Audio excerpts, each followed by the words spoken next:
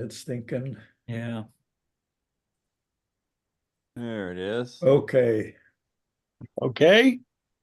I don't have to click off any boxes on the screen. Well, okay. No. Hi, everybody. Welcome aboard the old Astro Hour. SBAU stands for Santa Barbara Astronomical Unit. And we are the guys in the club, either members or board members. Nevertheless, 11 to noon every Monday morning for going on 4 years now, we've been gathering on screen for our big weekly vlog called the SBAU Astro Hour. I'm your proud host, Ronnie Heron. We meet at the Santa Barbara Museum of Natural History. On first Friday, we have our get-togethers. Coming in December will be our big election. And at least 2, maybe 3 of our speakers are in-house members. 7 o'clock, we gather in the planetarium for a free half-hour show with the big IMAX above us and the night sky inside and outside. 7:30 is meetings. And read all about us on sbau.org. Go online and you might even want to join. It's only $20 a year. Stand by. I'll introduce you to the gang, the group, and we will talk this week on the Astro Hour about Leo the Lion launching its Leonid shower of meteors. There's a demon star out there. It's in Perseus. A bright waxing gibbous moon is in a perigee this week. We'll look at the crater Mersenius.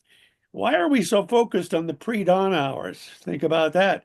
Incidentally, November's full moon will happen early afternoon on Friday.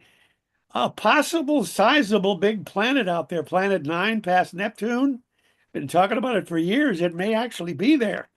And the first brown dwarf has been ID'd, discovered, found, identified outside our galaxy. And what is the great attractor anyway? Well, it could be our president. He's kind of attractive in his own aging way. Jerry Wilson will be running for president again in 7th or 8th year next month. Jerry, Morning. married to the very lovely Pat. They showed up in the dark Saturday night at the Star Party, and I thought they were just brand new folks, and I was giving them the spiel about our club, and realized who it was. Thank you, Jerry, for being skipper of this hour aboard the Starcraft. Chuck McPartland, our outreach coordinator, is on duty again, still pulling for Ukraine with the flag. I hope we keep Ukraine this semester. Pat McPartland is his wife, beloved merchandise manager, as well as treasurer. We have Tom Whittemore on board. He's married to Maureen and edits our newsletter and spent many fine years out at good old Westmont College, where our last, early speaker of this month worked with him, Miss Ito. We have Tim Crawford on board. Howdy. Yeah, Len, telescope expert. How long you been a member of the club, Tim? Probably around 20 years. And your wife's a member too, Karen? Yeah. She comes, all your wives do come to the meetings. Tom Totten's wife, Suzanne, he's not with us on the screen. He's our webmaster. Sometimes Suzanne makes it. There's the other member, the little black kitty. Yeah, that cat's going to come up in one of the silly cartoons. Jerry forwards us about a half a dozen silly science cartoons to start us off each week. This is number 194 of the Astro Hour for November 11th through the 17th, 2024. So we got some silly stuff to get us in a good mood. And here they come. The first one, yes. This would be the ancients. The Greek astrologers used to put these things together, and those 4 stars certainly look like a goat to me. Actually, it should be a ram, not Ram, yeah. Aries the ram. Isn't a ram a male goat? No, it's No, sheep. no. It's sheep. Oh, it's sheep. Yeah. You know, you're right. Okay, so what does this cartoon mean, Mr. Perez? What do you I get don't out know. of it? I'm not ancient Greek. Just ancient. Is that what's in the middle of the goat on the screen, on the ceiling? Yeah, that's the whole constellation. That's the head of the goat. Gotcha. Head of the ram. Well, I learned something from this one. 2 years before our American Revolution, the chemist Joseph Priestley isolated the element oxygen. Oh, yeah. Guess you can all breathe easier now. Finally learned what we were breathing. Looks to me like Joseph Priestley looks a lot like Bill Maher. He does, doesn't he? Except he called it dephlogisticated air or something. Be careful when you, this will give you a large circumference pi, and then we'll have to go on that other Arab symbol, Ozempic, to get rid of the circumference. This is a thought provoker. Gentlemen thinking, when you spend 3,000 years in hypersleep, traveling to a distant star, only to wake up at the destination and be greeted by a full human civilization because they invented a faster spaceship 50 years after you left. It's got to be a science There's fiction a famous story. science fiction book based on that. That's right. Open the pod bay doors, Hal. Come on. Okay, this is a little electronics pathos from a soap opera. I'm tending more apologetic- toward puns here. Yeah. Say that again. I'm tending more toward puns. Yeah. Sons. Oh, anyway, Sons. okay, sorry I couldn't resist. He's talking to his shrink. It's a piece of electronics. It's a resistor. It's a I know. resistor that burned itself out, so it's not a resistor anymore. That happens. Now, a capacitor, that's the one that I don't understand. All right, this one, did you do this one? At this point, if I get picked up by aliens as one has taken off, I'm just going to go ahead and consider it a rescue mission instead of an abduction. Yeah. Ooh, that's deep. So many movies we watched from the 50s. And here they are. This would be an eclipse of the sun at Chuck and Pat's house. Black cat over the Siamese. All Now, you it need looks is like they're in an airline seat, Yeah. Yeah. Yeah. With a but the wooden floor floor. looks like a That's house weird. floor. Yeah. Well, I wish there was some way we could play also Sprach Zarathustra, the Strauss theme from 2001 over this. Be awesome. Oh, here's an interesting landing of an alien checking us out of his ship. Had to go back after the dog buttonholed him in the backyard and tell his cohorts, wait, you visited Earth and you're the one who got probed? Yeah, sniff, sniff. We're all going to want to go to the butt sky. Okay, we're in the mood. We're in the mood. Give us the night sky and a lot on the moon, and I'm waiting for the great attractor later. Thank you, Jerry, for your talking points. Now let's expand on them. Here we go. Night sky first. Gonna blow that up. Yeah. What we're all about, gentlemen. Oh, yeah. Now, this time of the month, we're partway between. I think last Saturday was the first quarter moon. Very nice looking moon. But it's getting brighter now as we get on toward the full moon, the beaver moon. And so we're going to be looking at individual stars and star clusters because the faint fuzzies are getting hard to see through the scattered light from the moon. So in Perseus, we have two objects.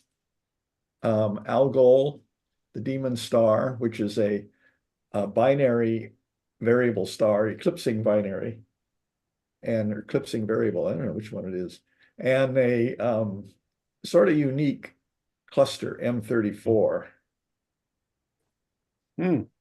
M34 is a very sparse cluster. It's what's left over. I believe it was referred to as a globular cluster, very sparse globular cluster, but it looks like an open cluster to me. It's an open. Yeah. It's Yeah. an open, good binocular object. Uh-huh. Only about a dozen stars. About that. Wow. At least really bright ones. Yeah. What's the minimum of number of stars that can be called a cluster? Probably Probably three. two. Two. No, three's a crowd. Yeah. But are they orbiting each other like binaries, trinaries? They're Quadri- orbiting a common center of mass.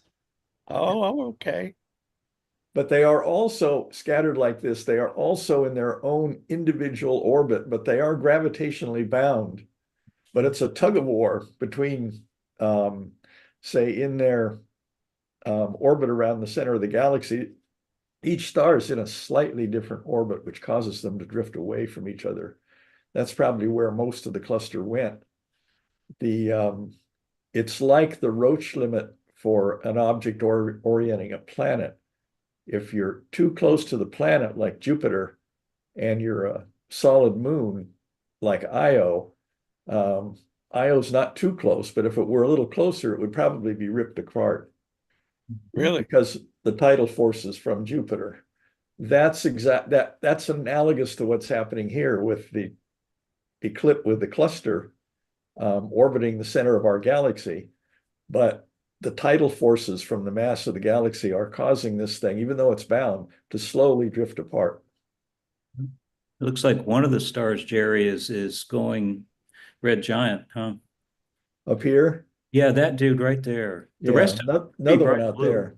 Mm-hmm. This is real color sky here. Huh? Yeah. Well, And it's got a lot of these white hot stars. very hot stars, yeah. And you recall that color indicates the temperature of the surface.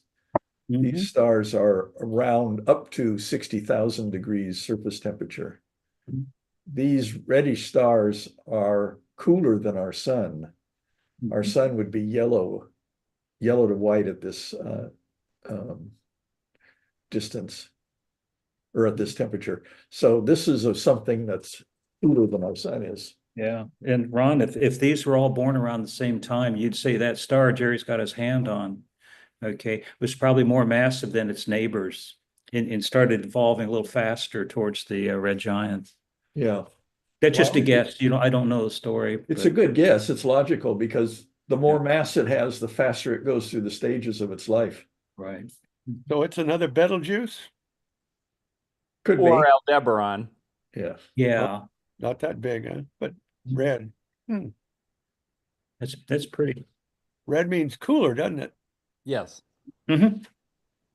I saw the Earth there for a minute. Did I Oh, drop acid or what? the hell? yeah. I guess I forgot to put in a picture of Algol. It's just a dot, but Okay. but That's right. Algol is right.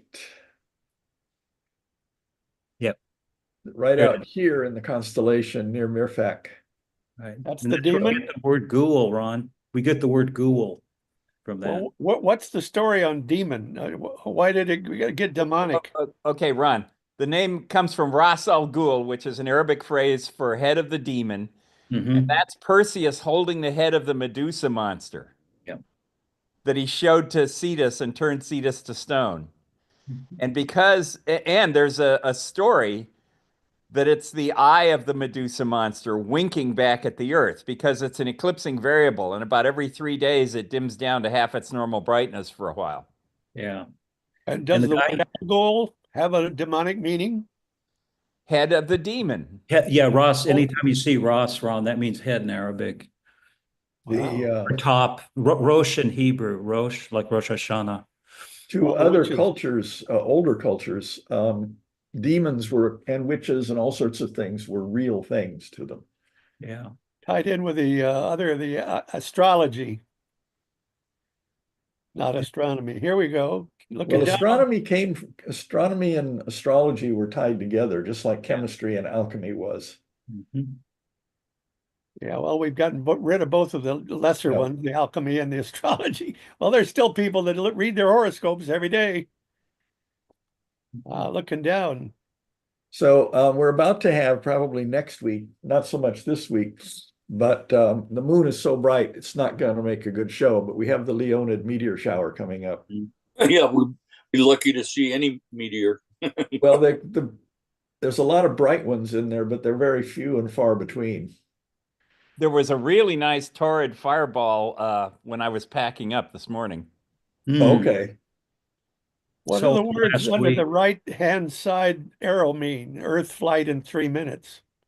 That's the direction the Earth is moving in its orbit. And this Oh. is the length it moves in 3 minutes. Oh, I see. So this is 8,000 mile diameter. So this looks like it's about 3,000 miles. So 1,000 miles a minute. And Here, Go during ahead. the when the Leonids are overhead here, we have a slice of darkness, but the moon is overhead for most of the Earth at night, the sun, of course, during the daytime. So right before dawn, you can get your best chance to see the Leonid meteor shower. The dark before the dawn this week is decreasing. It was about last Saturday night, it was about half the night. And it'll go down to 0 by, I think, next Saturday. Is that the new moon? Thursday is the new moon. No, Well, the full moon. Full Excuse me. moon. Full moon. Yeah, full moon. Just in time for Westmont, Chuck. Yeah. Yeah. So if you've ever missed the moon, you won't miss it this time. Yeah. Well, Southern Hemisphere will still see everything, won't they? Or will they not get any meteors? No, they Well, can get meteors too. Oh, they Leo's do? along the ecliptic, so everywhere Yeah. on the Right. Earth sees it. Yeah. Yeah. This is the morning sky at that time. This is Mhm. actually it's 2 days from now, but it's I had to pick a day. It's 4 a.m. And this Mhm. is where Leo is. And you will not look here to see the meteors. You'll see them over here, and you'll see them over here. Yeah. You won't see them. Well, you might see one up above too, but this is the radiant point they come from. So if you see one and you can take a photograph of it, you can take a ruler and it will, if the line goes back to the constellation of Leo, then it was a Leonid meteor. Mhm. The So Leonid meteor, go ahead. last week it was the Taurids. And now we've switched. The Taurid meteor shower is over. Taurid meteor shower is still active, but declining. And there's 2 Taurid meteor showers. Right. So would you be able to tell which one came from which radiant just from the direction in the sky? You'd get a hint of it at least. Yeah. Okay. Taurids are out of Taurus and Leonids are out of Leo. Mm-hmm. Yes. Mhm. Got it. And some of them are out of constellations that don't exist anymore. Yeah. But we still use that for the meteor shower. Yeah. This the Taurid meteor or the Leonid meteor shower here is from the periodic comet Tempel-Tuttle. And back in 1999 through about 2002, you got real meteor storms out of this shower. Huh. But Jupiter has perturbed the debris field. And so now we're not going to get storms again until like another 125 years. Wow. Has there ever been a shower that was like a 4th of July sparkler, just constant nighttime? That's what I meant by meteor storm. Yes. Yeah. What was that? Oh, During the Leonids, I think on 2001, anywhere you looked in the sky, there were 3 or 4 meteors going on at the same time. Yeah. how easy are they to photograph? Very. Very, Very yeah. easy. It's not a matter of leaving the lens open, Yeah, Yep. yeah. Yeah, it is. but the damn thing goes by so fast. Is there enough light to save it? Sure, yeah. Yep. They're There very is. bright. Okay. They Wow. range in value. Some of them are slow and red and flames, you can see, and some of them are very swift and white and faint. So there's an entire range of colors and sizes and brightness. Yeah. The typical thing you see is around the size of a marble, the small white fast ones. If they don't make it to Earth to become one of Chuck's speeches on Saturday night. If you're seeing them come through the atmosphere, they're ending up on the Earth, but probably in the form of dust. Oh, So if you see one, all of a sudden it's bright and it's not moving, it's just getting brighter and brighter and brighter, duck. Yeah. Yeah. how big do they think that rock was in 2013 over Russia? 60 feet. Oh man, that's big time. Yeah. Jeez. And it didn't land? They didn't find anything? Oh, yeah. The biggest piece they found was 3 feet across. And it was in a lake, as I recall. Yeah. Wow. I wonder if it's on display somewhere in Russia. Oh, you bet it is. Yeah. And they're probably selling pieces of it all over the place because Uh-huh. it blew up. And so there's pieces all over. That sucker would really make your feet look like a duck. Yep. It was stony though. It wasn't nickel iron, so it wouldn't be quite as dense. Yeah. Oh, okay. Amazing. Does anybody know how many showers we get a year? How many? Oh, there's many- tons of them. They're just never ending. Okay, we're on the moon. This week we have a gibbous waxing moon. It's heading toward full moon, the beaver moon. And so we have good features to look for as the terminator moves toward full. here in this region of the moon here, this is the South Pole, the North Pole. All the seas over here, and these are the highlands at the South Pole. This inset up here is this part here. And this shows what is called the dragon's mouth. But I don't see anything here. Yeah, you can sort of make a dragon out of that. It looks more like a viper with just two big teeth. Named Henry? I'm getting nothing. Henry This is the this looks crater, like Ron. an oven mitt, you know, for Yeah. And that's kind of the mouth and the nose. okay. And the thing just below Henry is kind of an eye. And Henry Freris has got to be Henry's brother, right? Yeah. Yeah, These I think brothers. so. You may be onto something there. Well, we all sang Frere Jacques, dormez-vous. Yeah. Yeah, brother, never mind. Mhm. Okay, moving to the morning sky. This Aha. is for this week, this is the diminishing dark sky where faint things are available. The highlight of the sky from Astronomy Magazine is the Polaris and Cassiopeia. Yeah, could see that Saturday night right overhead. Yeah, this yeah, you can just see that over the trees. Yeah. So Cassiopeia, this is the west. Things over here are setting. Things over here are rising. Circumpolar, these things here are up pretty much all year. What's it? The Big Dipper is up here somewhere. Yeah, early morning, yes. Yeah, and so there's a lot of yeah, this is the part of the Big Dipper. There's the handle there. Yeah, a lot of this is a double star here, which is a test of your eye, natural unaided eye. If you can see the two stars, you're under 50 years old. There's a lot of galaxies up here, M101, M51. And the thing behind me is M51, but you can't see that right now.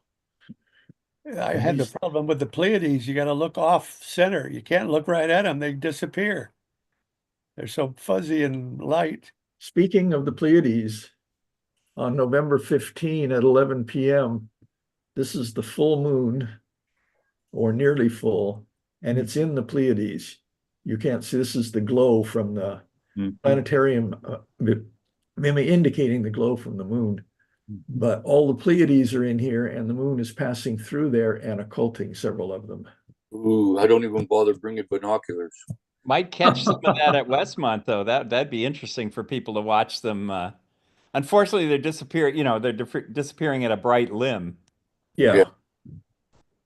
Hmm. So you can also see Uranus here. Jupiter is down here. Very nice view. This is all this coming weekend when it goes full. Yes. Yeah, that'd be Friday. Wow. And that's Friday at 11 p.m., judging from the indicator there.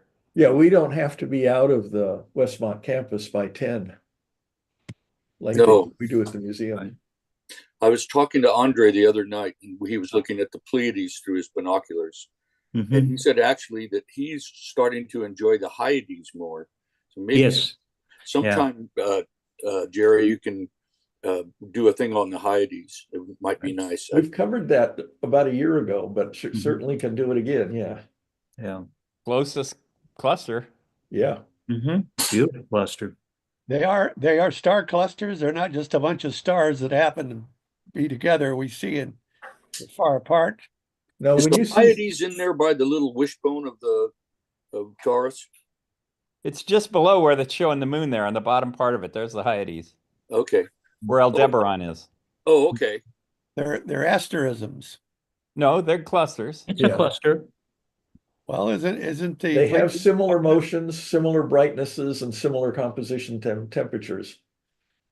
So it's a good indicator they're a cluster. And it's binocular object, right? Yeah. Oh, Yeah, it's definitely a wide field. it's absolutely spectacular binoculars. Yeah. Okay. Sometimes I just wind up down there instead of up at the Pleiades. Well, They're that's what Andre they're was really telling pretty. me. Your Yeah. 6-inch on low power would be nice on that. Yeah. Oh, really? Yeah, Tim. Mm-hmm. I think that might be a go. That might be a go for Friday. Mm-hmm. But is there a name for the November full moon? Like your wolf? Beaver. Beaver. What? Beaver. Leaper? Beaver. Like eager beaver. Oh, beaver, the beaver moon. Yeah. Okay, it makes me want to build a dam. I can pass on that. Okay. Oh my Okay, God. well, you've been hearing for years about the search of the hypothetical planet 9 and the search Ooh. for it. Yeah. Some And of my favorite B movies. what's that? Some of my favorite B movies are Planet Nine from Outer Space. Remember those? That was a contender for the worst movie ever made, I understand. Planet 9. It was Plan 9. Yeah. I mean, black capes and Yeah. drapes.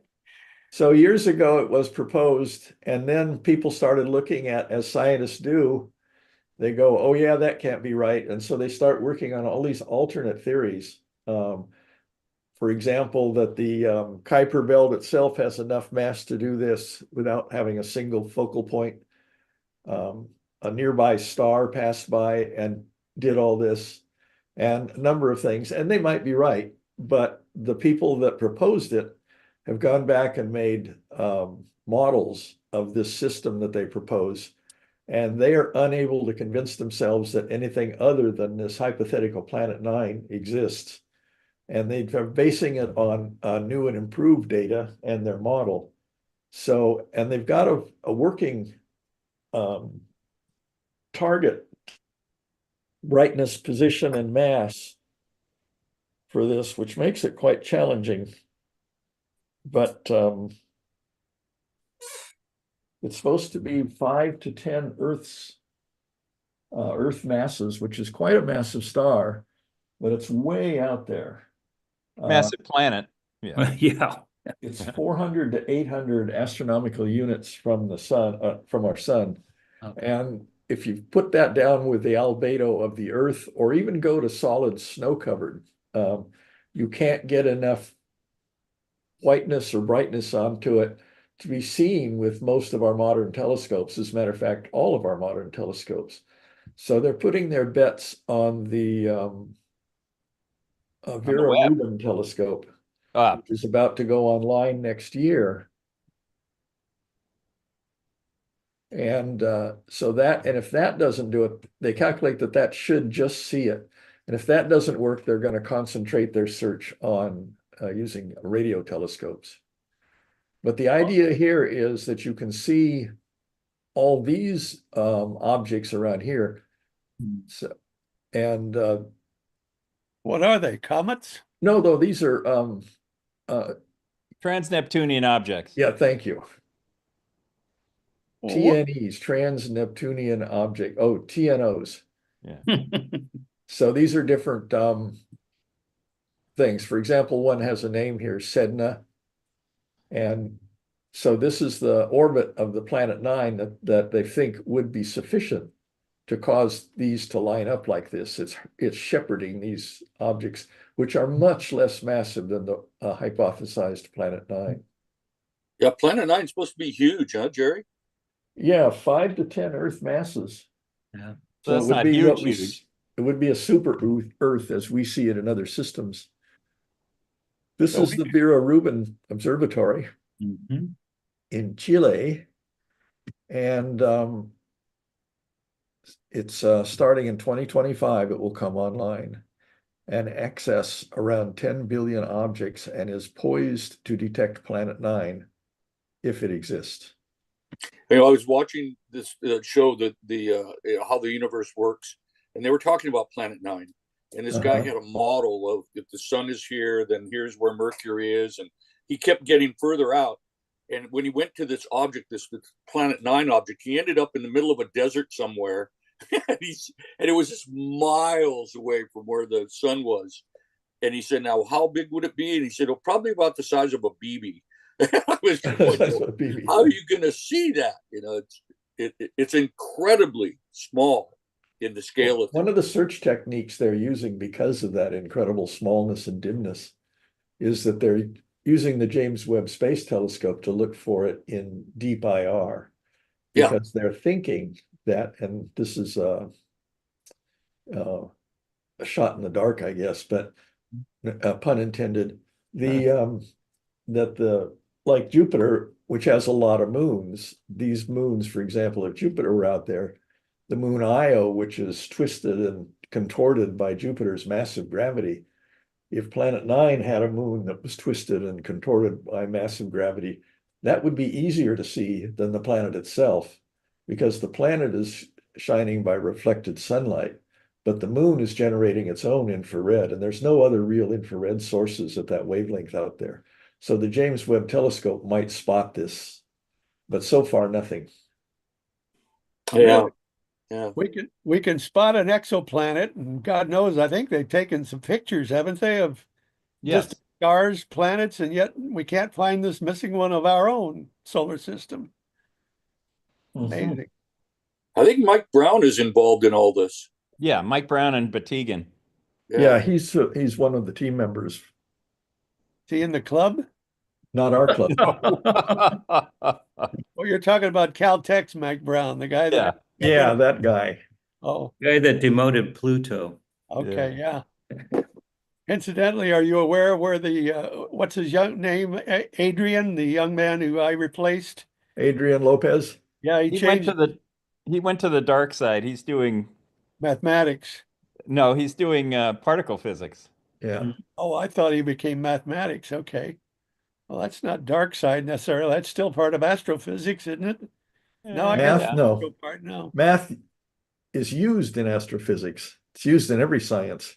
Heaven forbid if he ever wants to come back and talk on that subject.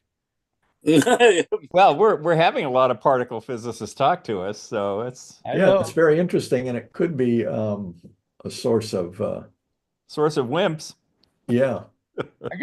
I got lost in some of Jennifer Ito's speech, but in the end, I grabbed a lot of it. And you guys really were overtaken by her presentation 2 Fridays ago. Yeah, she did a good job. Okay, where are you taking us to now? The Great Attractor? Not yet. An old Fleetwood song. Here's your exoplanets, Ron. Really? Is that what we're looking at? Yeah. Yep. There's a star here that's blanked out, but it's trying to shine. And this is a real, what do they call it? Real-time image or direct imaging of an exoplanet system with 4 planets in it. 1, 2, 3, 4. Wow. What's the light around the star? That's They're trying to block the light, but that's speckles that are still coming through. Oh, Yeah. okay. So we're So looking. it's just a mask they can put up? is what? It's a mask that they can put up over the Yes. star? Yeah, it's an occulting mask. Yeah. Huh, interesting. Because the star is so bright compared to this that you wouldn't see these other objects. They have to And in get this rid of case, actually, that might just be processing of the image later. Well, it's That got, could be. I didn't do the processing, so I can't clarify. but it has to be from the web, doesn't it? But No, this it's is not over from the web. this is over a period of 12 years. These pictures are made. Whoa. 12 years, you have left the lens open? This is a similar technique to what that lady at UCLA did. She had a 12-year video of the center of our galaxy, Sagittarius A star. And that was the thing that, because you had all these stars rotating and orbiting in elliptical orbits around something that you couldn't see. So that was the discovery video for the black hole at the center of our galaxy, the supermassive one. Ron, this isn't leaving the aperture open during the whole time. This is a bunch of individual images that have been stitched together into a GIF. Well, which ones are planets and which one's a star? The star is blocked out. It's in the middle there. Yeah. The little star symbol. Yeah, that's the star. There's the disk that is blocking its light. And these are the planets. So there's no way you do a transit on these because we're looking down instead of That's sideways. right. That's correct. And literally those stars you were talking about that are going fast around the supermassive black hole, Yes. we're all going around that black hole in a way, aren't we? Yeah, but we're not going as fast. I understand that. I totally understand. One of our speakers is going to talk about life on possible exoplanets that are orbiting the black hole in the center, if that's possible. And they've only been able to photograph them recently, I guess, using radio telescopes, radio And waves. infrared, yeah. Okay, we could use Tim Crawford's moon if you want. Oh no, there's his head. Uh-oh. Tim Crawford became a moon of the moon. Yeah, the man in the moon. Man on the moon. I took that with an iPhone. Okay, now this. There you go. Can you see this? Yes. Okay, this is Pegasus. There's the Great Square. Mhm. And right here is that star that we just looked at with the four Nice. planets around it. Okay. HR 8799. Okay. It doesn't have a name, just a number. Yeah, it kind of rolls off the tongue, you know. It's That's its catalog name. yeah. So it must It not does be, not have a common name. Yeah. probably not visible to the naked eye. It is. You see it right there. Yeah. Hey, Ron, do you see the one of the fish down there below in Pisces? You see Pisces, the little fish, the circlet? I see a large-headed snake. Well, That's it's a been a recent interest of mine. There's a beautiful carbon star. They're called TX Piscium. And I had it in last night in the binoculars. And the binocs. Mm-hmm. You gotta That head of the snake there, Ron, is one of the fishes Right. in Pisces, and they're tied together with a ribbon. So that's the ribbon going off to the left. Mm-hmm. And the other fish is that little triangle you see on the upper left below Andromeda. Mm-hmm. So we get two fish just like Gemini as a pair. Right? Yeah, Yeah. there Connected at Alresha. and there. Up there. Alresha is off the thing here. The knot. It's called the knot. Oh, okay. The night sky is a mess. No, it's not. Oh, it's beautiful. So the star that we were looking at is a short period variable star. So it might not be a star suitable for life. I don't know about where the Goldilocks zone is, but those stars were quite far away, 20 AUs from their sun. So they were not in, they were large stars like Jupiter's like star. Planets. Planets, excuse me.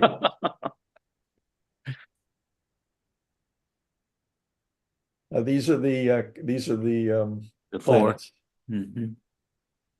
B, C, D, E. Mass. This is mass of Jupiter. So 7 times the mass of Jupiter, 9 times the mass of Jupiter, 8 times the mass of Jupiter, and 6 times the mass of Jupiter. Wow. Their distance, semi-major axis, is 16 AUs, 26, 41, and 71. So these are big planets, and they're far out. Yeah. That's Orbital why we can period. see them. Go ahead. Are they That's brown? why we can see them. So the years to orbit, fast one inside is 45 years, 100 years, 190, and 460. We got a 12-year look at it. Wow. And they're not completely head on. There is some tilt to them, but it's close to it. So these things would look elliptical, even though, and they're in an ellipse that doesn't look like they're in. So it has a very heavy dust disk that is 15 AUs out there. And then there's another dust disk, 135 to 360 AUs out. And so the planets have formed out of the dust that's missing between these two dust disks.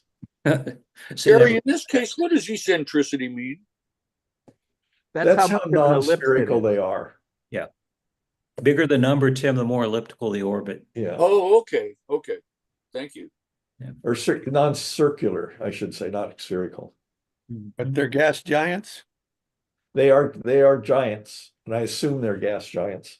At that size, they most likely are. Yeah. Yeah. You mean there's no such thing as a rocky giant? Oh, there might be. But they don't tend to be that big. And at one point, they get so big they become what we're going to talk about later, a brown dwarf. A Yep. failed star. Yeah, brown dwarfs are interesting. What is this? This Same is thing. This is the orbits that you were just looking at. Ah, And you see that they look kind of elliptical here, but mostly because we're looking at it not straight on. The relative size of Neptune's orbit is here. So these are definitely far out in in this stellar system. maybe that inner green one is your Goldilocks. I strongly doubt that. That's quite a long ways from that would be like Uranus or something. From that chart on eccentricity, it looked to me like the furthest planet out was more a circular orbit than the others. As you come in, it gets more I don't know. They look pretty uniformly nested to me. Yeah. Could be. Those are pretty small eccentricities. Yeah. Okay. Yeah, because I was just looking at the numbers, and it seemed like the smallest number was on the outside. Yeah, Tim, our eccentricity is about 0.02, just to give you a feel for it. 0.02, okay.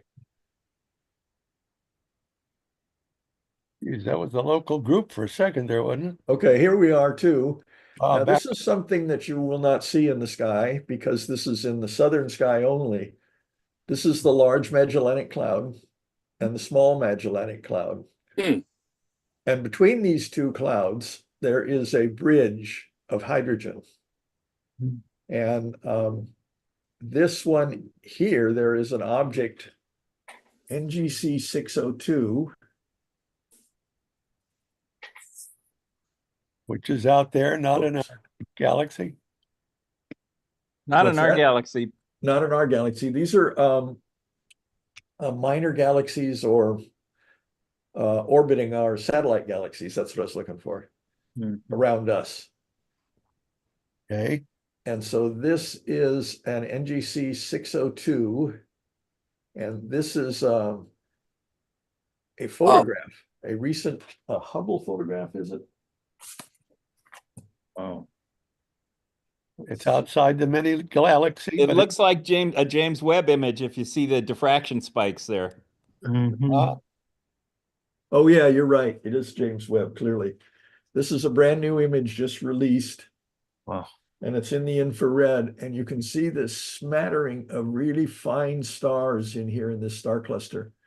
That's where these stars have formed in a stellar nursery. And it looks like a wind is blowing all the dust away here, which is exactly what's occurring after these stars have gone through the birth process, and they now are producing strong stellar winds. So among these stars here, these bright small stars, are a lot of brown dwarfs. This is a discovery photo of the first brown dwarfs seen outside the Milky Way. Wow. Why does this look like a supernova remnant in a way? Like what? Like a supernova remnant in a way. Well, it's a similar process. There's all these stars with a strong wind that would be like the explosion, and they're pushing all that other stuff away. Okay. So the solar wind from all this stuff is doing that. All right. Looks like a nebula to me. Yeah. It is. Oh, it is a nebula, but it's outside the galaxy. Yes. Yep. It's sitting there by itself in that trail of hydrogen, you say, between the two. Yeah, between the two, it's right here, close to the Small Magellanic Cloud, but outside it too. It's just a lump of nebulosity that was examined in detail by the James Webb and in the far infrared so that it can see brown dwarfs. Okay, so the brown dwarf is a wannabe sun that didn't quite ignite. It would have been the center of a stellar system had it become a star, but you suppose it gets planets around it? They could have planets. Some in, I think it's the Orion Nebula, they found planets orbiting each other. but with no star involved. Oh, wow. My thought was they're rogues. Rogues are tossed out of systems. But Yeah, maybe you not. gotta let go of these categorizations of stars and planets and stuff. The dust in these nebulas condenses into small round objects and big round objects. And some of these round objects rotate around each other and some of them don't. And some of them are big enough that they then get hot and burn with the nuclear fuel. Right. But what they are doesn't matter. They're all subject to gravitation and pairing and rotating around each other, common centers of gravity.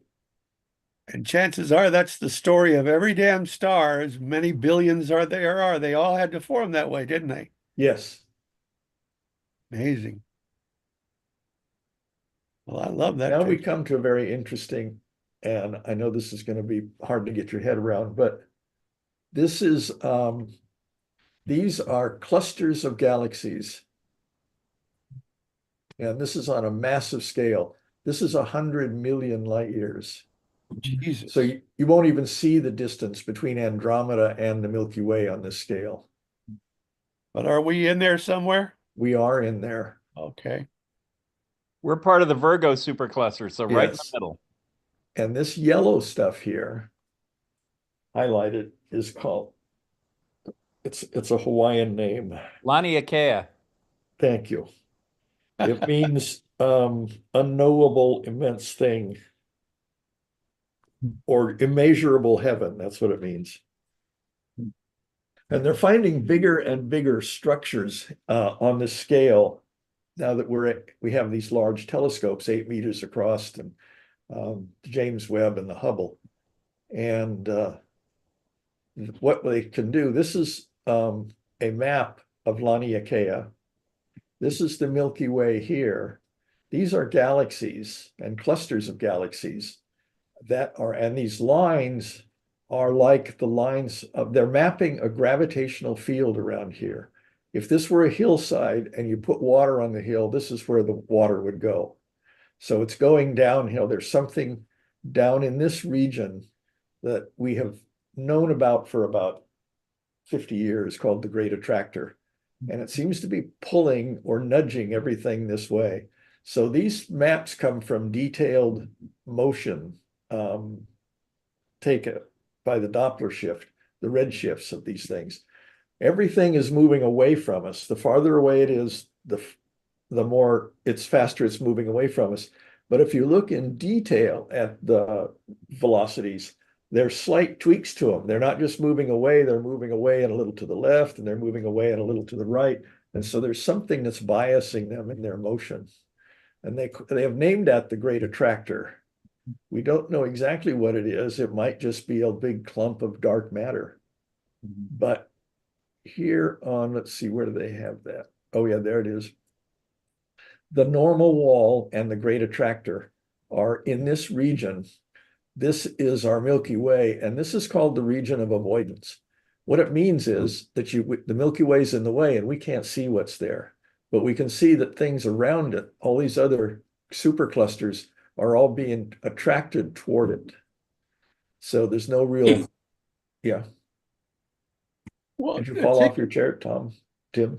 Yeah, all those are attracted to that one area? Yes. Well, our galaxy and part of the Virgo supercluster are. Yeah. But the whole thing, the Laniakea, is heading toward that yellow one up above at about the 2 o'clock position that's called the Shapley concentration. Huh, so maybe it is some kind of black hole type odd thing. Well, speculation runs supreme. When you can't see something, you make up all sorts of things. Yeah. Yeah, So they're Tim, I trying think to figure out data to support or deny different things. yeah, But I on think this there's scale- a McDonald's there, Tim. Yeah, I imagine a lot of stuff in the dark. You can see the golden arches. Yeah. well, it just seems to me if you can have planetary systems where the balls are orbited by moons and that orbits suns and the suns orbit in a massive galaxy, why not all the galaxies orbiting something in the middle of the universe? what you're There saying is is no that middle of the universe, Ron. yeah, Well, that sure looks like I'm looking at one. no, you're Well, just looking at what is on the this greater scale what gravity? are local interactions. Really? Clumps over here attract clumps over there, but at the same time they're going away. They're all rushing away from us. Yeah, But you we can see the understand that. effects. This is like the corona, what is it? Cosmic microwave background map. Thank you, cosmic microwave background. Yeah, But this is the whole sky. yeah. And what you're looking at in the cosmic microwave background is all these really tiny fluctuations, 10 to the minus 4 Kelvin fluctuations in the temperature of that thing. Here you're looking at very, very slight fluctuations in the redshift velocity. So it's a similar type of mapping exercise. And from that variation in velocities, in the vector velocity, you're getting the impression that things are attracted this way and that while they're rushing away. Huh, that's interesting. Yeah, it is. Obviously, the furthest away from us, the faster it's going away. Yes, that's true too. Hmm. Now Ron, this, I have trouble with the center of the universe too, not being there.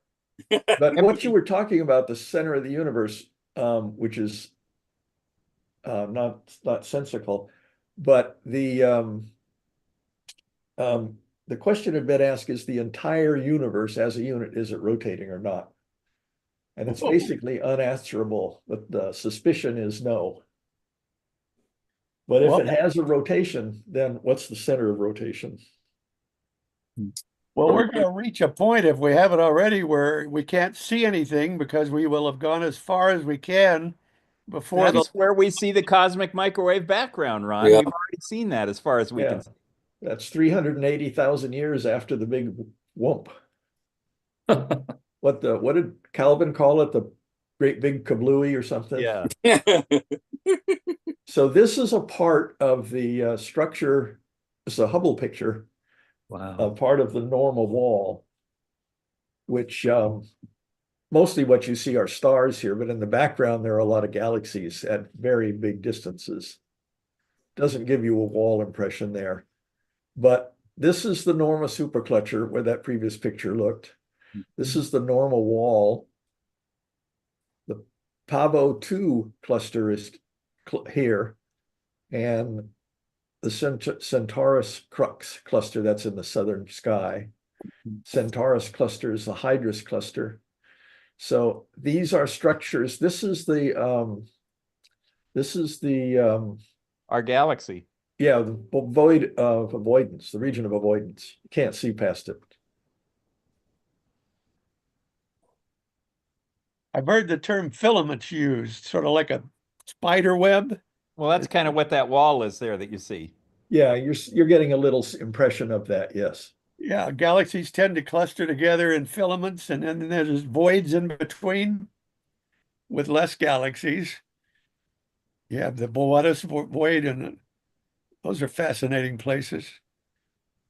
And Tim, that whole center of the universe thing, everybody's the center of their own universe because depending on where you are, you can see farther in one direction than I can see. Right. Not by a huge amount, but it's always ever since Alex Filipenko had his little balloon and blew it up, and somebody said, well, where's the center of the universe? And he said, well, it's kind of in the middle of this balloon where the Big Bang used to be. And I went, what? But the problem I have is here's your web looking 13.5 billion light years away on one direction and seeing the beginning. And you could do the same thing by turning around 180 degrees and see the same thing on the other side. yes, Beginning anywhere in the sky that you look, yes. Okay, now here's Everything used another. to be in one place. It's hard for me to get my mind around that. The beginning's out there everywhere in a shell. Well, if you follow Hawking and Hartle's no boundary proposition, then the universe may be closed. Like the surface of the Earth is really, the flat earthers are right. The surface of the Earth is flat, but it's a two-dimensional spherical flat. Right. So if you stand on the Earth and if light was bent around the Earth, you could look at the back of your own head. That's the way the universe may be. Some people are speculating that some of the galaxies we see way, way, way far out there might be our own galaxy. Yeah, that's yeah. It's Here's how I've heard it. definitely, but Yeah, it I mean, illustrates certain features of a closed system. yeah, but the geometry is pretty flat. I mean, you're not seeing the curvature you'd need to have that. Well, it's Euclid versus regular plane. There's two geometries. Euclid is plane geometry. Plane. Yeah. Oh, Euclid is plane. What's the one that involves circles? Riemannian? Yeah, Riemannian geometry. Non-Euclidean. Well, I've heard it put this way: you get in a jet or a rocket and go straight out long enough and far enough, you'll come to the Earth from the other side. Yeah, That's part of that speculation. yeah, Yeah. that's very hypothetical. I There's wanted no to make theory that lets you derive that yet. I wanted to make for kids. I was going to do a joke and have a kind of a simple little telescope set up, and just say that the universe is circular. Look, and I was going to put a little camera to the eyepiece and have it looking at the back of their head. But that's up there with Tom Cotton's Betelgeuse will blow up after midnight. Yep. It's evil. I think like Ron, the thing that always kind of confuses me is when I know that everywhere you're looking, it's accelerating away from us, but Yes. we're looking back in time. And Yes. so people out there, they're looking back in time too, but they're seeing how we were way back in time. Yeah, when there were dinosaurs Yeah. And so I think that or earlier. that whole thing is what really confuses me. So, in other words, it's like when people come up to me in a star party and we're looking at Andromeda Galaxy and they're saying, well, it might not be there. And you have to answer, well, yeah, sure, it might not be there, but we'd have to wait 2.5 million years. So, Yeah, I mean, it's there, but it has different stars now in much of it.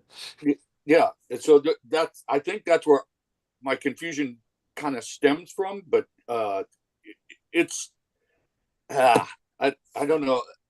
I used to argue in math and just basic math about the number line, the real number line, and the teacher would say, well, if you take all the real numbers between 0 and 1, what's left out to the positive side? And I said, well, it's in infinity minus the real numbers between 0 and 1. And he goes, no, it's still infinity. And so that's different. There are different infinities. Okay. Well, anyway, that's. Go ahead, guys. I'm getting lost in the weeds again here. One of the first books I ever read was George Gamaov's 1, 2, 3 Infinity. Man, Great book. Got lost in that.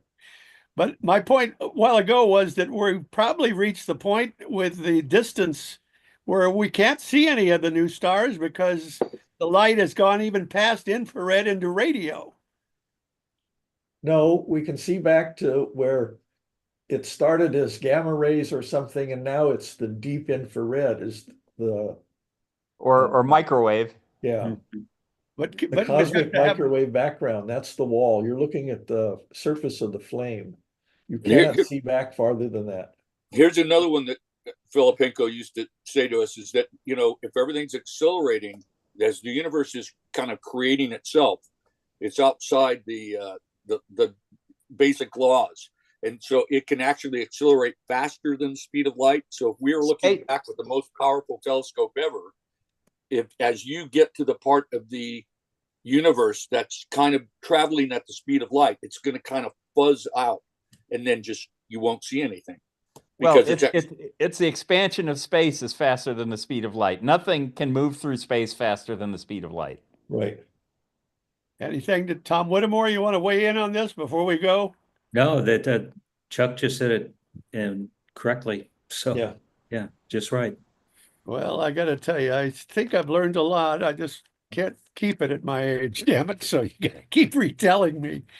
Yeah. That's it, gentlemen. We'll do it again next week in episode 195 of our SBAU Astro Hour. Meantime, come join us. Our telescope gang will be setting up outside the observatory at Westmont this Friday night. And December 6th will be elections and in-house member speakers. Thank you very much on behalf of our gang from SBAU. All right. Thank Bye, you. everybody.